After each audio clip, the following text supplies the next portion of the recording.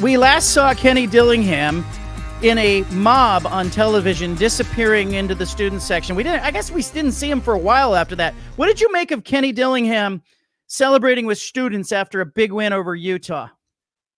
You could not really script that kind of authenticity. I mean, he just, in the middle of the interview, he just kind of floated off into the crowd. I mean, it was something else. But what resonated with me was when he said, I was one of them. I was an ASU student who would rush the field, celebrate on the field. You can certainly see he has that, emotional connection with the fans because he literally was one of them. He didn't play college football. He was an ASU student, just like they are. Well, we've got Kenny Dillingham for an exclusive interview on this week's episode of Canzano and Wilner, the podcast. I'm John Canzano. You can read my work at johncanzano.com. He is Jon Wilner. You can find him at wilnerhotline.com. Make sure if you're watching this on YouTube that you hit that subscribe button. Make a commitment to us so you don't miss any episodes. And without further ado, let's bring on Arizona State football coach Kenny Dillingham. Let's start right now. Your weekend. You don't have a game. What are you doing this weekend? So I go on the road recruiting. So I'm going to New Mexico tomorrow to recruit Arizona and New Mexico. And then I get back in town, spend the morning with the family. And then I got a few donor events I got to be a part of. And then get back to watching football. Hopefully watch football in as close to a fan as I possibly can, which is very difficult. Try to watch the teams that you guys still have to play? I do, but a lot of times they play at the same time in our conference. So when those games are on, I bounce back and forth for sure, just to get a feel for it. But I try to let my guard down and try to be a normal dude who loves football for a day. It's not a coach, even though I can't turn it off. I try to. You have become a fixture in our household on these Friday nights or Saturday nights where ASU is playing. And, my youngest two daughters know who Kenny Dillingham is, and they watched your games. They love your post-game reaction. You've become a fixture that way. So congrats, you've made it. But you look like you're having fun, man. I mean, can you take us into a little bit of that? Yeah, I am. I mean, I love what I do. I love this school. I love this place. I'm living 5 minutes from where I grew up. I'm 5 minutes away from my elementary school, 5 minutes from my middle school. I drive by the dog park I used to pick up dog poop at when I was in high school and college. And then I'm doing it with great guys. Like our team, the guys we have on this team love football and they're good people. And how can you not enjoy a group of young men who they give our pregame speeches, not me. And in the first pregame speech of the year versus Wyoming, one of our leaders of the team, he talks about the family and he talks about we've changed the culture. Like, how can you not just love to be around people that the pregame speech is, we've changed the culture, let's go prove it. And it's just awesome to be around. So how can you not enjoy it? What has surprised? Have you had any pleasant surprises thus far with this team? I mean, obviously the record, but is there something behind the scenes that has really, been unexpected for you? Selflessness. In today's era, when you bring in so many transfers and when you do what we've done and turn kind of the roster kind of 100% flip, 95% flip in a 24-month period, you get worried about, okay, if this dude doesn't achieve what he thinks he can do, what happens? Yeah. And our team is just selfless, which when you think of that dynamic is rare. It's just rare. We have really good people who just want to win. And in today's day and age, you don't always get that.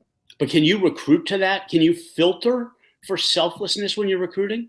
I don't know if you can filter for selflessness. You can filter for competitive people. Yeah. And competitive people want to win. Competitive people want to win. Like, they don't care what it takes. They want to win. Like, they can't sleep at night if they lose.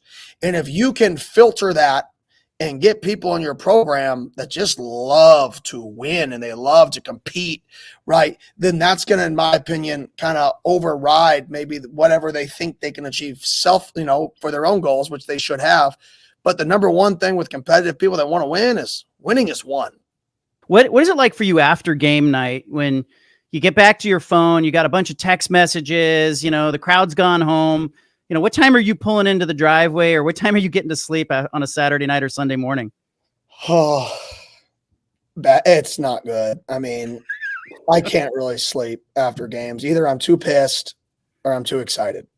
There's no such thing as like the silver medal in football. So it's not like, oh, I did really well. We did really well. Like, better luck next time. It's like, no, you sucked, you lost, or you won. And I can't really sleep with either. So maybe 2:30, wake back up at 4:30, something like that. Dog mentality. This team fights, and they fight, and they fight. That's who you need to talk to right now, not me. Yeah, good luck finding him, though. Coach, what impressed you the most?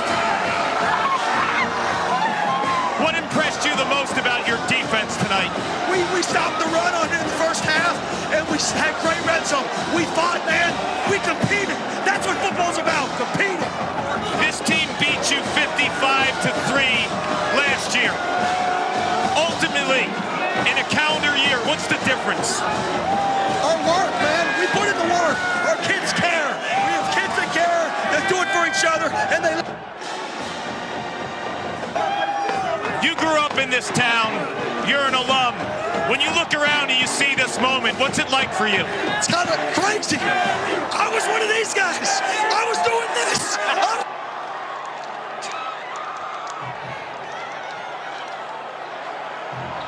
Awesome job, Coach. Incredible. Thank you.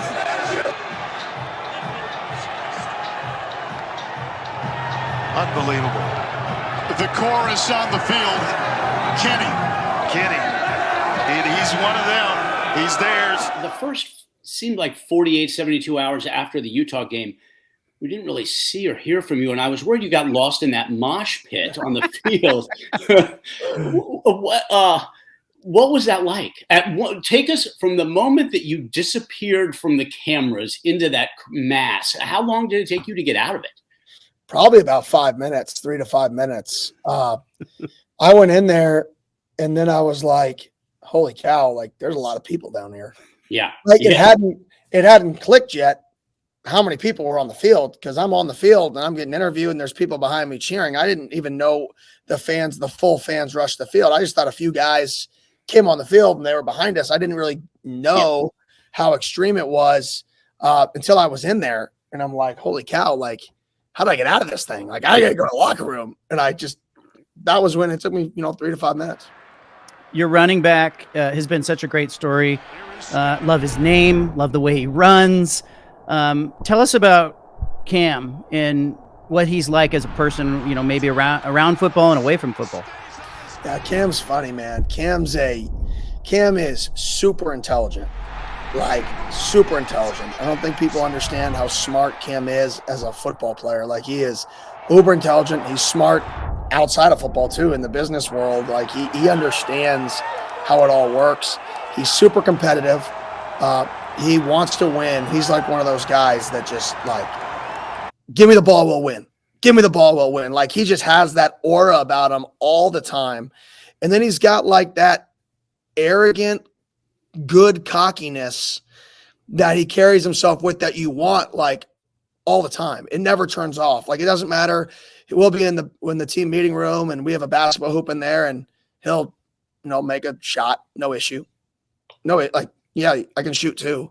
Okay. Last year he punted for us. Last year he threw a touchdown for us. It's like, he just has that aura that I'm good at everything all the time. Like, I don't know if that makes sense, but those people that carry themselves like that. And then he's a dog, man. Like he's competitive. He loves physicality. He's a special guy to coach. It's I probably will never coach somebody like him again. Have you thought about him playing on defense? No. No Travis Huntering, huh? No, I mean, he's too valuable for us on offense right now. And I don't know what he play, like nickel for Will linebacker. Yes. Yeah. Yeah. He probably could play them all, to be honest. Yes. Nose guard. Exactly. Nose. I mean, he could probably do it all there in the back end. Kenny, you're 34. I mean, it comes up on the TV broadcasts all the time. Youngest coach in college football. The enthusiasm is awesome. You've had a couple moments where, like after last game, you talked about the kicking contest, and I thought you were really wise to come right back and say, hey, look, that wasn't great. That wasn't my best moment, singling out one person. What have you learned as a young guy coaching college football? And, you're in it. We're all watching it. Yeah, I've learned that, you can only protect certain positions when it comes to the media and other stuff. You just got to let go. And I've learned that, there's a balance between, being genuine and real, because I don't believe in coach talk, and then being smart. And you got to find that balance there. But I just really believe in being real.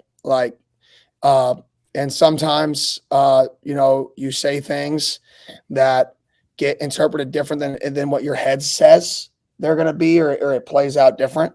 And sometimes you say things and you go into a mosh pit. And I think for me, it's more, just being real, but really understanding that not everybody knows me. I'm a little bit different of a bird.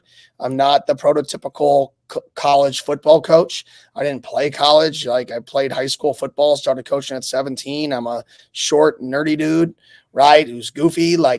I'm different. I'm not. So I got to just be aware of that probably a little bit more.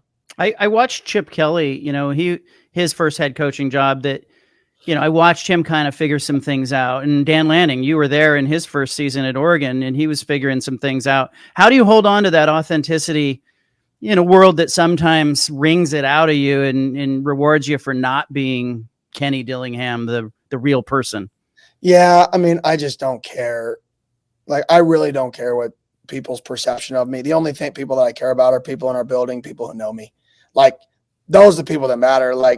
I'm not going to know any of the people who say, why are you in a mosh pit? Or, well, why did you do that? That's this, or that's that, or that's unprofessional. Or I could care less. That was what we won a game and we're excited and you're happy. Enjoy it. This isn't misery. This is football. We're not solving the world problems. We're playing a game for entertainment. And yeah, is it important? Yeah. Is it my livelihood? Yes. But if I let my livelihood seep into these players, then I'm failing them, because it's still college athletics for them. And yeah, they make some money. Yeah, they that's great. They should. But they're still 18 and 22-year-olds. And they better believe that they better see somebody who's enjoying life while achieving, some level of success. And if I live my life miserable and they're looking at me and they're like, man, that dude's successful and he's miserable, is that really success? I don't know. Not to me. That's not success. You better enjoy what you do. That's success. Wake up every day and be like, yeah, baby, let's go. I get to do this again. And if I can teach my kids or our guys just that, just the premise of golly, you wake up every day and you're happy. I don't care what you're doing. You're successful. That's it. The only people that matter are the people around you, and you're happy. You're successful. Nothing else matters. The money, the fame, all that, it's irrelevant if you just wake up and you're happy. What were you like as a college student at ASU? I worked. I worked for the city of Scottsdale all the time, worked for athletes in training. I just worked. My wife danced on the team while she was dating the freshman linebacker coach at Chaparral High School. So she wasn't the most popular dancer on ASU's team because she was dating the freshman linebacker coach. But other than that, I just worked. I hung out with her and I worked. And I did everything in my power to make it in football. What about the football stuff? Were you watching film as a college student? Yeah, I was coaching high school football. So I was coaching freshman football at Chaparral High School, and then I worked my way up to varsity football, then back to freshman OC, then back to varsity QBs, then varsity OC. So when I was in school at Arizona State, I was coaching high school football at my alma mater, and I was there all the time. It was a full-time job in my mind. This is what I was going to do. You are sitting, on the edge of a real breakthrough. You've already had some, but being bowl eligible and getting to that position. And I know how disappointed your guys were when, you came in and they didn't get that bowl game in that first season, or weren't eligible for it. What would it mean to you, you and your team, to when you get that sixth win? I know this sounds really coach speak, but it's true. I don't talk about any of that crap. Okay. I have 0 times, you could ask game play on my team, talked about a bowl game or a record ever. If you get, are we going to celebrate it if it happens? Oh yeah. You celebrate milestones. You should, you deserve it. But I don't talk about it. Like, to me, it's like, well, if we were a crappy team and we win 6 games, like, okay, celebrate it. If you're a good team when you win 6 games, people don't care. Like, just be the best version of you. And if we maximize that, we get to keep celebrating. That's it. And it would show for the fan base direction. I think that's more what it shows for, is I think the fan base can rally behind that, which then helps the program. So I think it's great for the program. But for us in the building, it's just about, like, wake up every day, be a good person, make good decisions, and have more fun working harder than anybody in the country. And then do it again. Repeat. Do you find that you're getting into some living rooms that you didn't have access before because of the success, or are the conversations different because of the success? 100%. People are starting to see, and it's just as much a success as it is how much our kids love it here. Like, that word travels. When your guys are smiling all the time and they're not miserable and they have the highest GPA in school history and they're performing well on the football field and their coach plays video games with them, and like, when they have that, it's like, whoa, people are like, man, you can actually do this and enjoy it. It's not like this 9-to-5 job every day to play college football. You can actually work really hard and, like, smile at the same time. And I think that's really what's resonating more with the guys we're talking to, is our players are just out there telling people how fun it is and how much they love it here. If there were an ASU video game tournament, where would you be seated? Very low. Now, if I played Sip, who's one of our running backs, I'd be seated way ahead of him. Just know that. I'd be seated way ahead of him. And Jordan Tyson. I'd be seated way ahead of Jordan Tyson. But there's a bunch of guys who get to play way more than me. I don't get to play much. I just call good plays in the video game. I check plays. I change all my routes. I don't ever call one play that's actually in the game. So that's the only thing I got for me. I don't know how to actually play successfully. I just change the plays into what should be good plays. I came up on Tech Mobile. Or do you? What did you play as a kid? I played Blitz. So Okay. N64 NFL Blitz was the game. You know, you throw the bomb 5 times a quarter, try to hit one, or you roll right and just launch it. And was this in between all your jobs? This was before. This was when I was like 6, 7, 8. That's like what I grew up on. I played a lot of Madden in college at night and stuff like that, like college kids do when they have nothing to do. You're getting a lot of, I think, affirmation. You're getting a lot of validation with the hard work that you put in and the messaging. And sometimes coaches don't get that, and you've probably had some moments in year one where you were doing the right thing, but the result doesn't match. You could sell that to guys inside the program, right? I mean, do you need that as a coach? Do you need to have some positive outcomes and to be able to show them, hey, look, all that watering of the bamboo is paying off? 100%. If kids don't see success or don't see growth, it's really hard to keep doing the same thing over and over again. Even though there is that period of time where you have to do that, like it takes time to build it. But there eventually has to be a time where kids feel like it's working, especially if you work really hard and pour everything into it. And, I'm an emotional guy. So when I'm emotional and I come in with juice and emotion every day, people have to match that or try to. So they have a lot more invested because they're pouring their emotions into it too. So in order to basically be able to sustain that, I think you do have to have a little bit of success or at least taste it to know, man, I'm putting myself out there at this high rate that I should keep doing this because it's working. So I definitely believe that. Kenny, we know you got to get running soon here. I did want to ask you big picture, though, your view on the state of the sport right now. There's so much going on at the NCAA level, portal, NIL. Are you optimistic about the direction of college football at this point?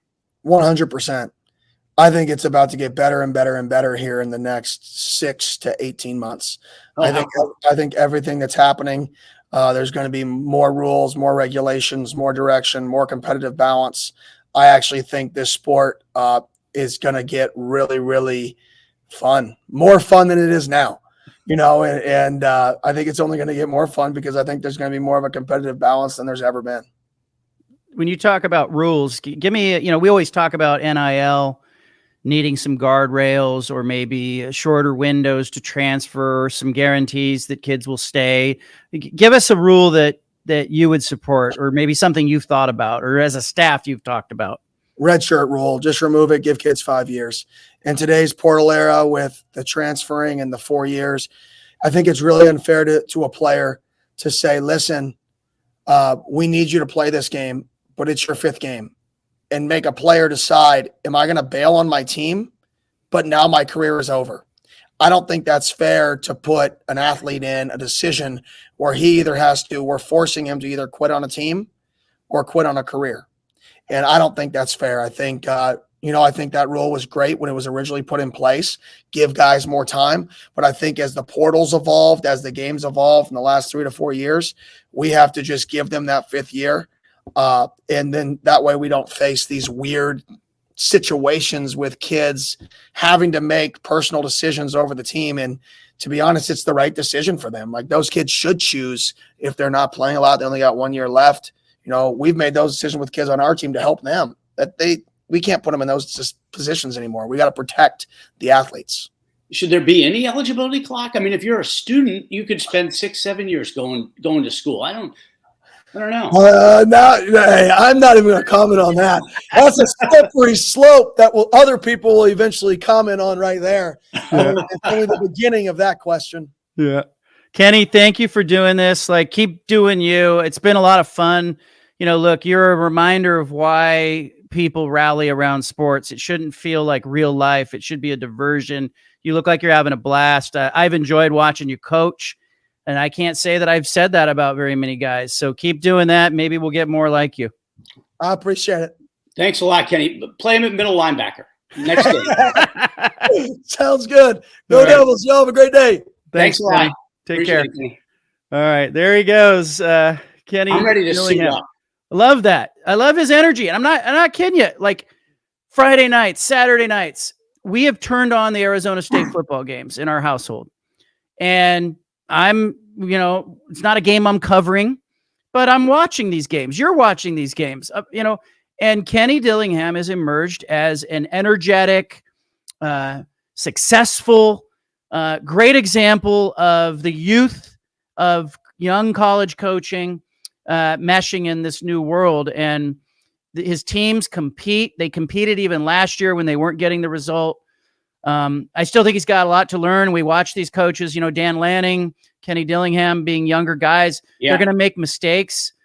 For all of the youthfulness that you get, you're also going to get some inexperience in there, and you're going to have them say things or do things that cause themselves some issues. But I think we're watching these guys learn how to be head coaches. Well, and he certainly is as authentic as you're going to get. I think part of the appeal of Dillingham to me is that he didn't play college football. Yeah. Right? Initially, when he was named Oregon's offensive coordinator, I'm thinking, and then you could tell he was on track to be a head coach.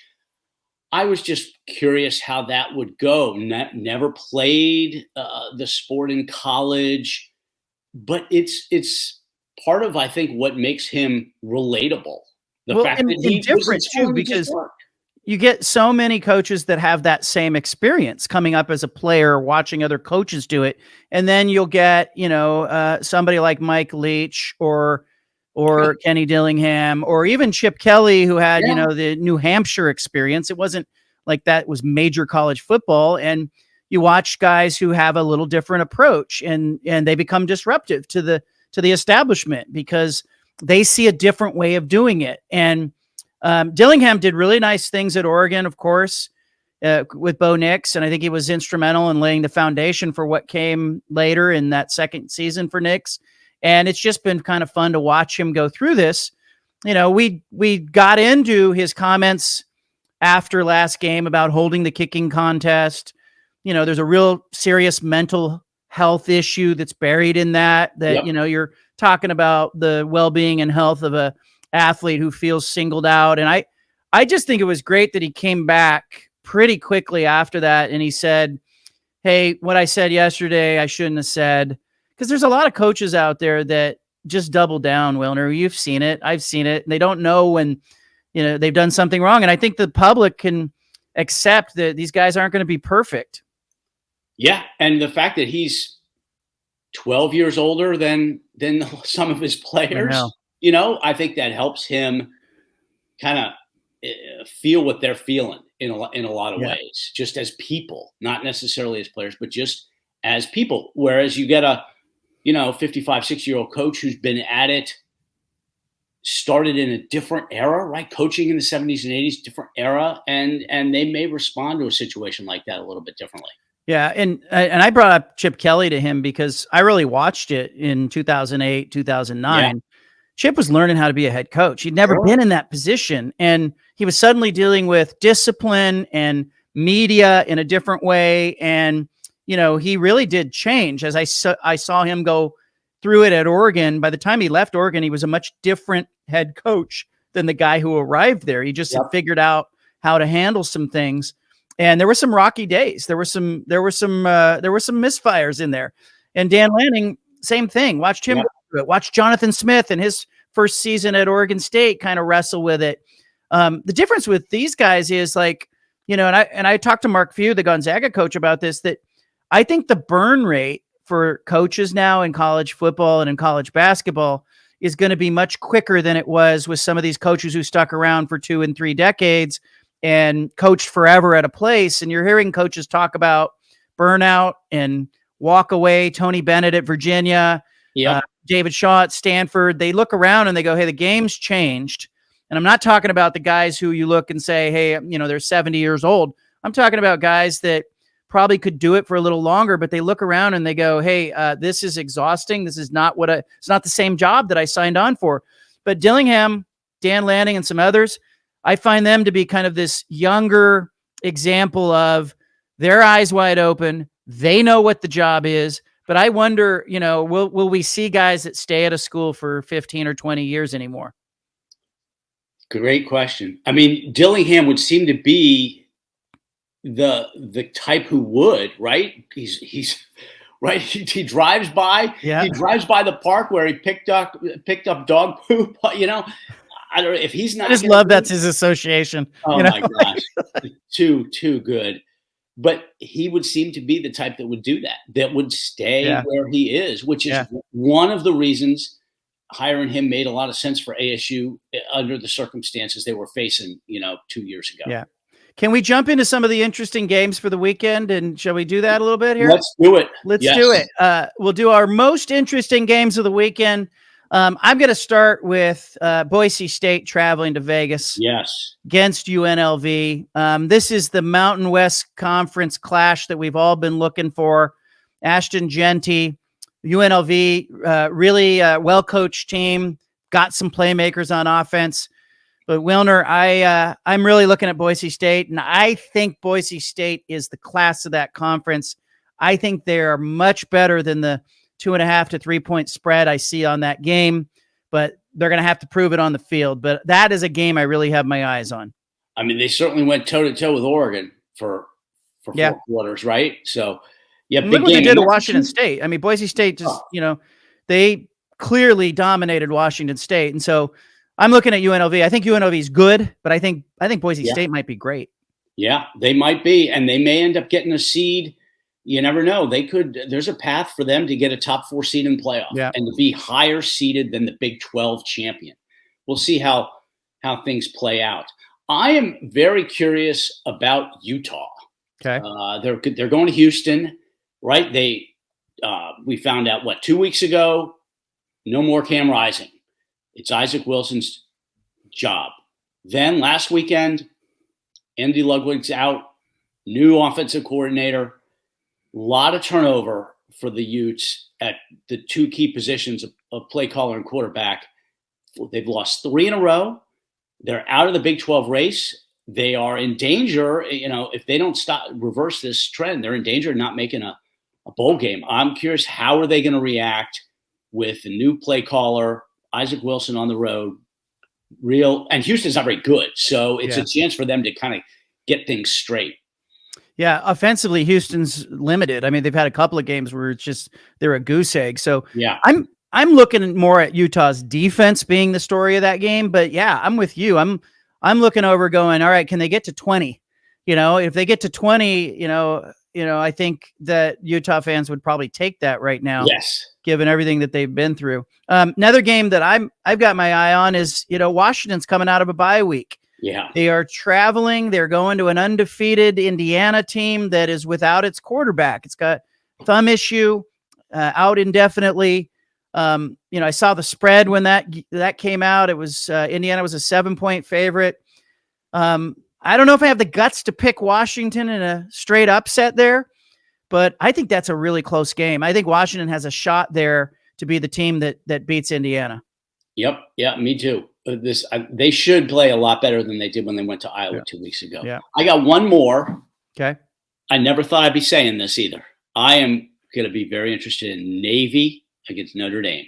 That is 9 o'clock Saturday morning Pacific time. I believe it is on ABC, and it is at Giant Stadium in New Jersey. So it's not in South Bend. Navy is undefeated. Army and Navy are both ranked in the same season, first time since 1960. And if Navy can find a way to win this game, they become a real threat for the playoff. And how unbelievable would that be? Navy or Army, they're both unbeaten. Either of them in the playoff. That'd be incredible. Yeah, what do you do if you're the CFP committee and Boise State comes through with one loss just to Oregon? Yeah. And you get Navy sitting there with a win over Notre Dame and a sterling record. Is that going to knock a Big Ten or SEC team out as an at-large? Boy. There's a question there, right?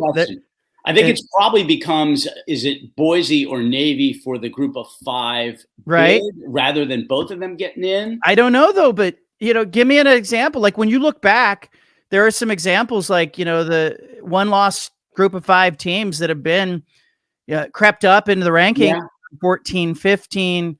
Is it unthinkable to think that Boise State would be ranked in the top 11 if its only loss was to Oregon and Navy? If they're sitting there there could be a real conundrum here. And I'm not ready to close the door on that, but the SEC is not going to like it. The Big Ten's not going to like it. It probably adds more fuel to the fire when they talk about having multiple automatic bids. Yeah. Well, and that's the thing is this selection committee is essentially going to be working under threat. That's basically what's going on here. The SEC and Big Ten have made it very clear. The commissioners have been very public about the fact that they are going to be watching closely to see how the committee handles the at-large seating with regard to strength of schedule. And if it doesn't turn out the way the SEC and Big Ten want, they're going to strong-arm their way into automatic bids, down a couple years down the road here. So there's a lot riding on the committee's performance relative to the SEC and Big Ten and how they treat those schools that have, say, 3 losses from those conferences relative to a school that's got 1 loss in a different conference. It's an extra layer of intrigue for the playoff committee. Great episode today. Thanks to Kenny Dillingham at Arizona State for joining us. Loved having him on. If you are watching this on YouTube, hit that subscribe button. Make a commitment to us. Share this with friends who might enjoy it. Post it on your social media accounts. And if you're listening, just on the audio version on Apple or SoundCloud, make sure you're subscribed as well. We are back next week with an all-new episode. You can find him, Jon Wilner, at wilnerhotline.com. You can find my work at johncanzano.com. Remember what Kenny Dillingham said. Wilner, I'll end with this. It's supposed to be fun. Make it fun. Damn it. That is something else. Thanks, everybody. You better enjoy what you do. That's success. Wake up every day and be like, yeah, baby, let's go. I get to do this again.